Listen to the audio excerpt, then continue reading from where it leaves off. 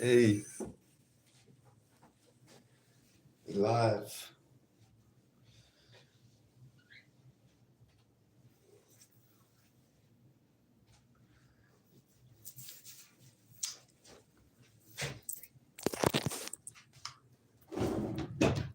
Live. So, what's good?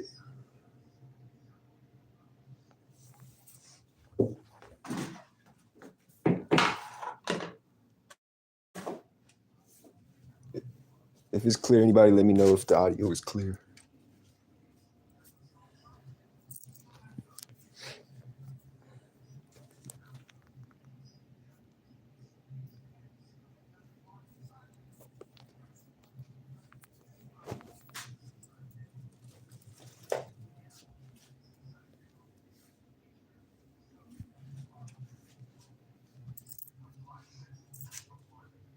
Can you please say please?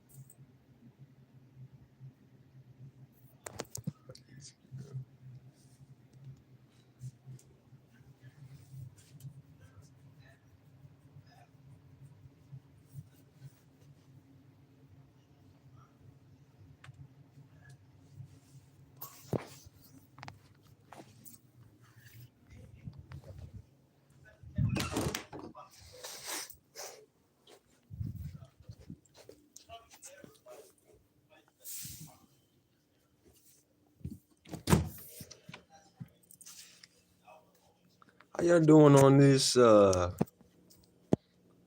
day before the weekend? How y'all doing?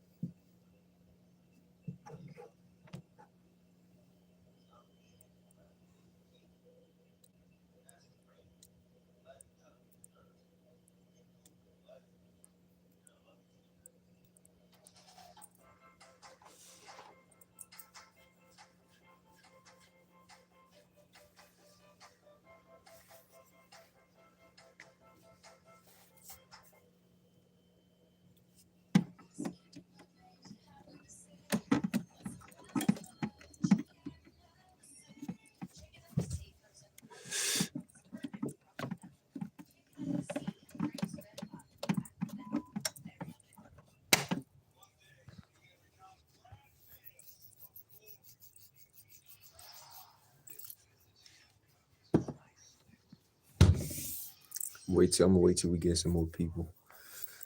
Just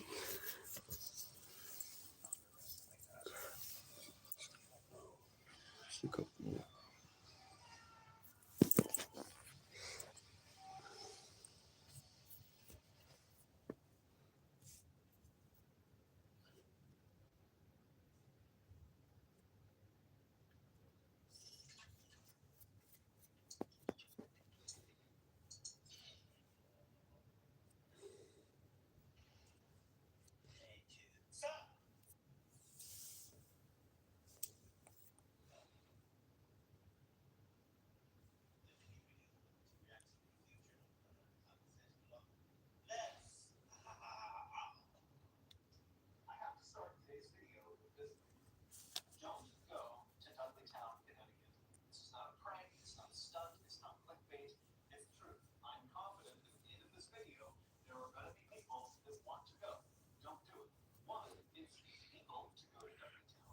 Said I liked it on your honor. Hey, I was. Can you say please? Say please. Why? Go, bro. Why? Please. Say.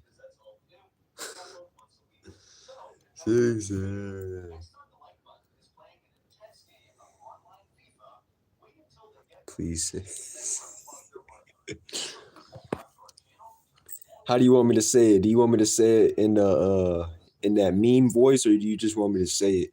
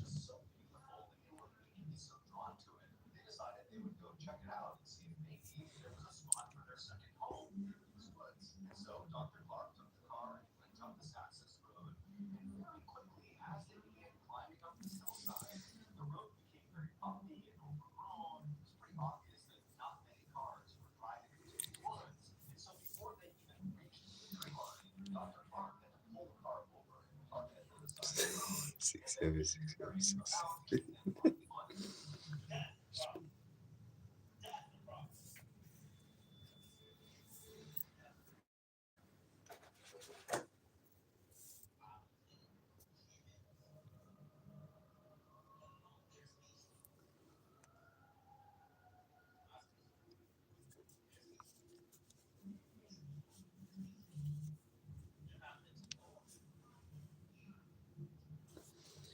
Okay, we are officially live. I'm ready to answer questions if any. This is my second live on. So if you ever saw the title or if you can see it, we will be talking about um favorite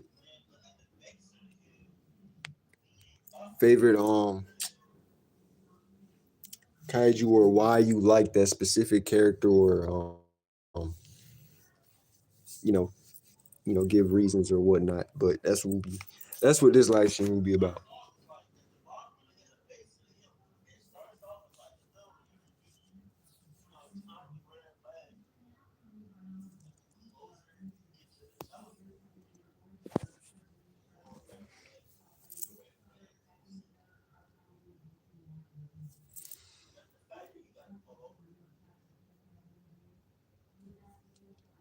Oh, and if the audio is not clear, someone let me know in the chat so I know.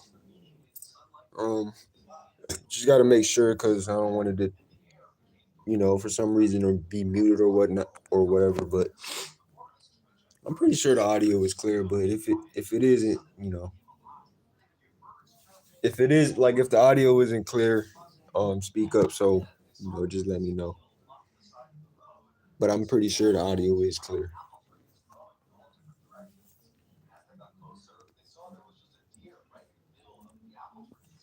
Let's see. We got 1, 2, 3,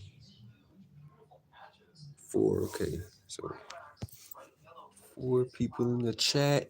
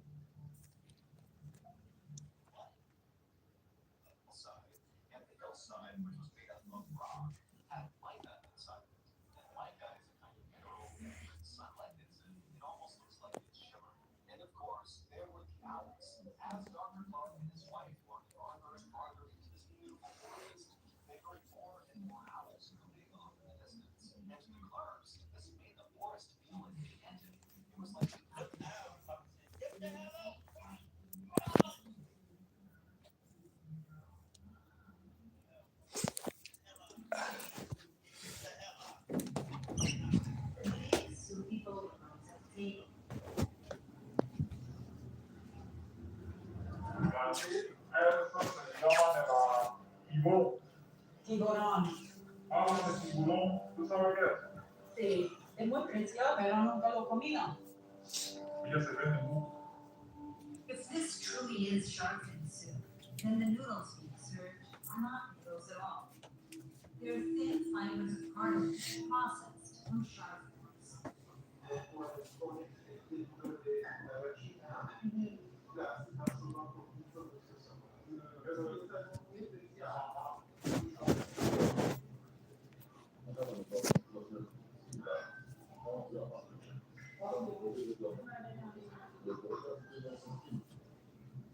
¿En qué tipo de tribunal estaba?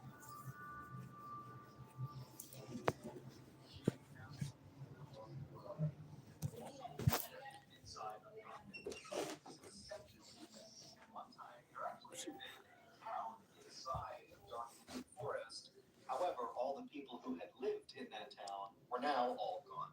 The only remnants of this town were a couple of crumbling stone walls and a couple of home foundations that were scattered about the dark entry forest floor. The Clarks had seen some of these ruins as they walked along this overgrown path through the forest, but they weren't concerned. Instead, they felt like these ruins actually added some charm to the forest. After the land purchase was finalized, Dr. Clark began looking for local builders in Connecticut who could help him build this second home inside of Dark Entry Forest. But no matter how much money he offered these local Connecticut builders, they all said no. Now, none of them gave a straight answer to Dr. Clark about why they were turning him down. So Dr. Clark just kind of assumed that, hey, this project is not huge, it's just one house. And the forest is pretty isolated and hard to get to. And so he thought, probably these builders think it's not worth the effort. But Dr. Clark was not discouraged. He decided he would just build the house himself. After all, he was a very handy, competent guy who had grown up on a farm in New Jersey, so he knew how to build things. So for the next several months, Dr. Clark would travel from New York City to Dark Entry Forest every weekend, and he would build this home. First, he cut down this massive swath of hemlock trees.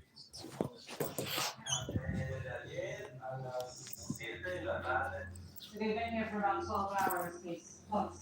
At the end of summer, when shark fishing season begins in this region, Hirman, his brother, and his uncle navigate the open seas in this small town boat. ¿Cuántas millas tiene la línea? 7 millas. It's a 7-mile line. The ocean is so big that it's impossible to know exactly what the sharks will be, but his grandfather has spotted a golden fisherman. So they have this sort of natural instinct to know where the sharks will be.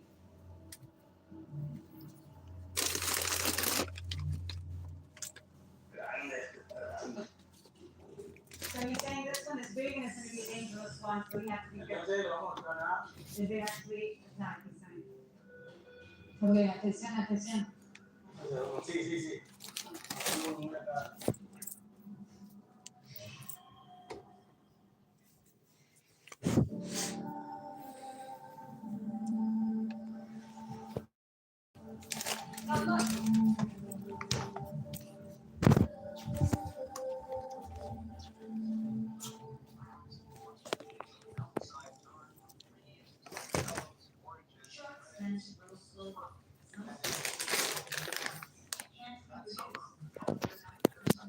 For anybody still in the chat, what's y'all's like favorite kaiju, or like, and kind of give a reason why you like that character or kaiju.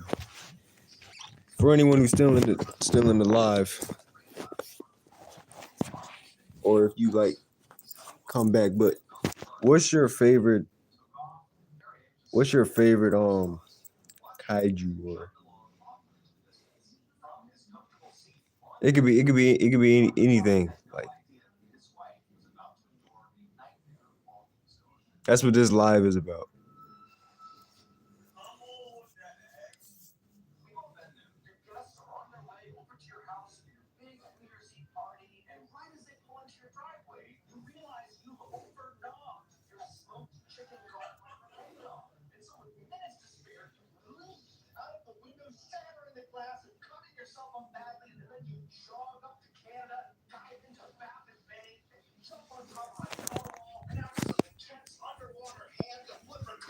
You take its horn off its head and you beat it to death. You take its horn and then you swim back to land and you jump back to your house, and you leap in through a different window, shattering the glass. And then after you stand up, you make your way into the kitchen, and you whip up a quick narwhal horn iced soup right as your guests are walking through the front door. Crisis averted, right? Wrong. Smoked chicken gallbladder eggnog and narwhal horn iced soup are both just gross. So your party was doomed either way. But you know what isn't gross?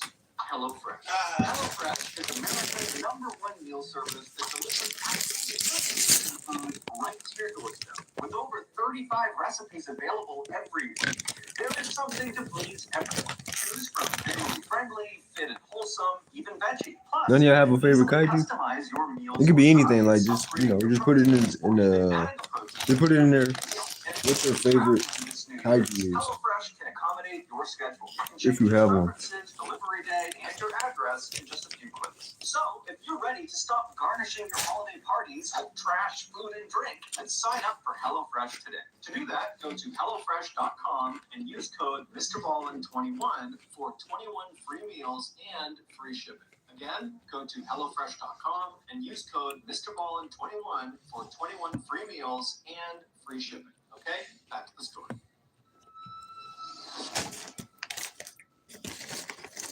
When the Clarks bought their 1,000 acres in the Dark Entry Forest, they did virtually no research on the forest or the surrounding area. If they had, they very likely would not have purchased that land. You see, the town that used to be inside of the Dark Entry Forest, that was now just ruins that the Clarks saw when they first walked around inside the forest, was abandoned for a very specific reason. It was cursed. At least that's what the locals said. And in fact, that was the reason why no builders in the area were willing to go with Dr. Clark into the forest to go build his house, because they were too scared to go anywhere near the ruins of this cursed town. This town, which was known as Dudleytown, was first settled sometime in the 1740s. At first, it was just a couple of people and a couple of small structures, but pretty quickly, 30 families had moved in, and it was a thriving little town.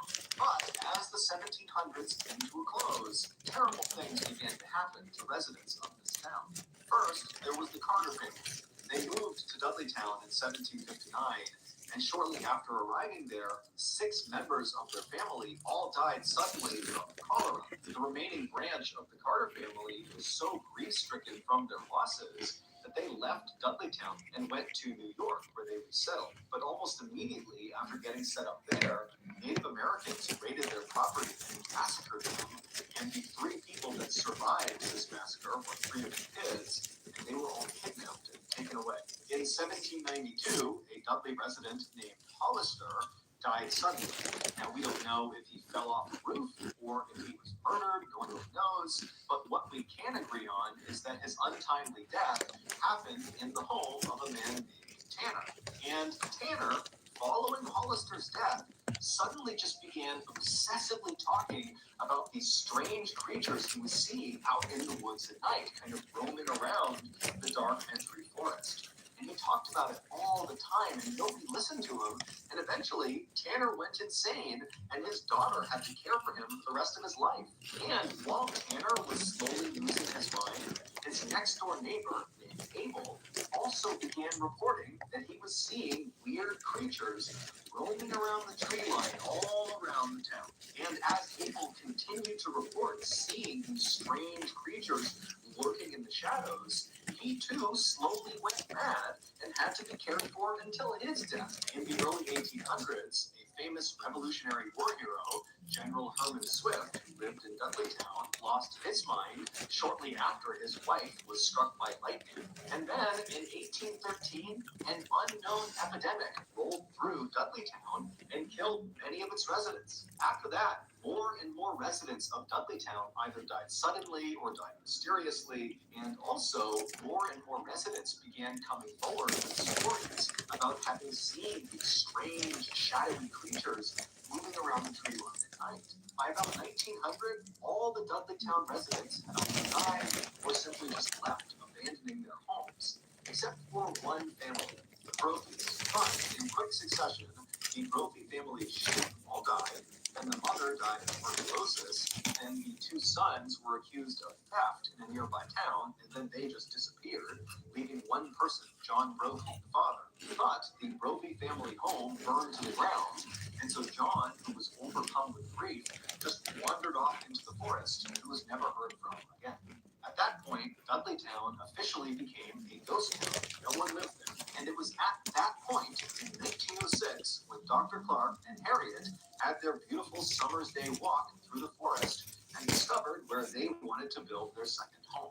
So, fast forward back to 1918, and Dr. Clark is on his medical emergency leave to New York. It winds up being very quick. He's back on the train in 36 hours, and he pulls into the station right near Dark Entry Forest, and he's expecting to see Harriet waiting on the platform for him. But when the train rolled into the station, he wasn't there. Now, Dr. Clark was not a superstitious person, but for some reason, when he didn't see his wife there, he just felt like something was off. There was no reason she wouldn't have come out here to greet him. I mean, she was worried about being all alone in the cabin, and she knew he was going to be arriving at that moment. And so, feeling a little bit panicked, Dr. Clark left the train station and on foot made his way over to the Dark Entry Forest. And when he got there and began walking on that overgrown road path that led to his house, immediately, as soon as he was within the shade of the trees, he began hearing these owls hooting very loudly off in the distance. Now, normally, the sound of these owls hooting made him feel welcome, but this time he felt scared, knowing something was wrong up ahead.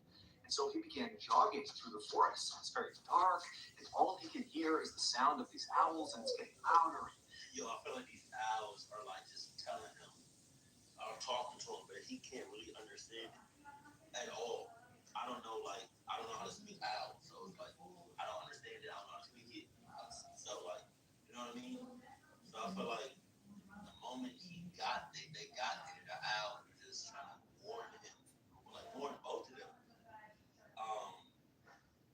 before, shit hit the fan, and then he did some shit, did hit the fan, and now he's back. The owl's probably talking about, the owl's probably just watching him. He coming back, right? They got his eye on him. And like, this is his house. Right here.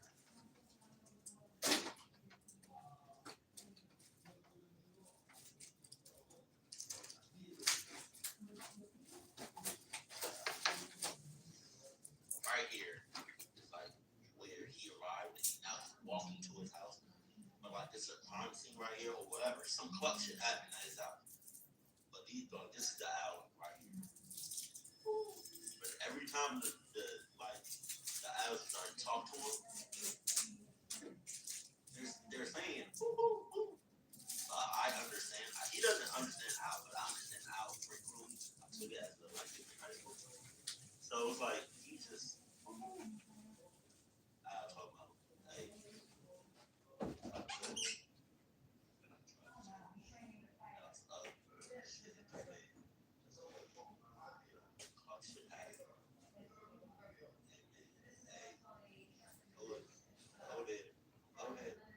Don't stop, run, turn around. Try to tell you. Louder and louder, and then finally he reaches the clearing where his property is. And at this point, it's a cacophony of owls hooting practically right on top of him. And he looks up towards his house up on this hill, and he sees the front door is slightly open. And so now, with his heart racing, wondering what's going on with his wife, Dr. Clark runs up to his front porch, he gets to the door, he flings it open the rest of the way, and then right before he stepped into his house, this sudden high-pitched noise began up on the second floor inside of his house. And it was so startling to Dr. Clark that he just froze where he was. And so suddenly it's so loud from the owl. A lot of people think that Georgia Farm Bureau insurance is just for farmers, but most of our customers don't farm at all. I love knowing it protects me and our access to locally grown food. Georgia Farm Bureau insurance is insurance I can feel good about. There's no question that the Shah living Iran is a tragedy, a personal tragedy for him, a tragedy for the people of Iran who now are suffering repression much greater than they had before. We have 4 million at least unemployed, runaway inflation under a government that is not really a government, it's really a mob. All these things have happened, but also it was, in addition to being a personal tragedy, a tragedy for the people of Iran. It was certainly a tragedy for what we call the West, because what was leadership and stability in that part of the world is now replaced by instability.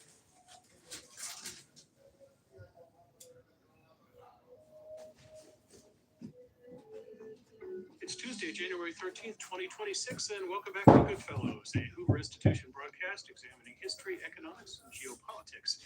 I'm Bill Whalen. I'm a distinguished policy fellow here at the Hoover Institution. I'll be moderating a conversation today featuring three of my colleagues we like to call the Goodfellows, referring, of course, to the historian Sir Neil Ferguson, economist John Cochrane, and former presidential national security advisor Lieutenant General H.R. McMaster. You, John, and H.R. are all Hoover's senior fellows. So, gentlemen, long time no see. I'm joking, we did a show just last week, which is sort of a short stint for Goodfellows. We're back again, and let's pick up where we left off. And I want to begin with your thoughts on what is going to happen in Iran. As I mentioned, we're recording this on Tuesday, the 13th. What is going on right now? The regime seems to be on a precipice. Loud from the owls all around him in the woods behind him, and whatever this noise is, that he just stood there unsure what to do. And so as he's sitting there getting the courage up to go investigate his house, he realizes what this high-pitched noise is. It's the sound of maniacal, insane laughter coming from the second floor. Sensing his wife had to be in danger, the doctor charged up the nearby steps up to the second floor. I might go live again, but this laughter, this high-pitched laughter, was I'll be right back. I'm so he probably gonna go live again. He got in front of the closed door that led into the master bedroom. He slowly opened it up, and This is my second live, corner so of his room was his wife. She was on the ground, rolled up in a ball, facing the door. Her hands were clenched in fists. Her eyes were open and unblinking, and her mouth was open wider than was humanly possible. And as he's staring at his wife, hold on, guys. I'm gonna end this live. he realizes For anybody who's still in the live, I'm gonna end this live. And I might live stream again later today, but I'm gonna go ahead and end this live right now. And so the doctor just stood there I'll be watching back. his wife who's staring directly in his eyes. And finally, he just got so scared, he turned and he ran. During Dr. Clark's 36 hours he was away in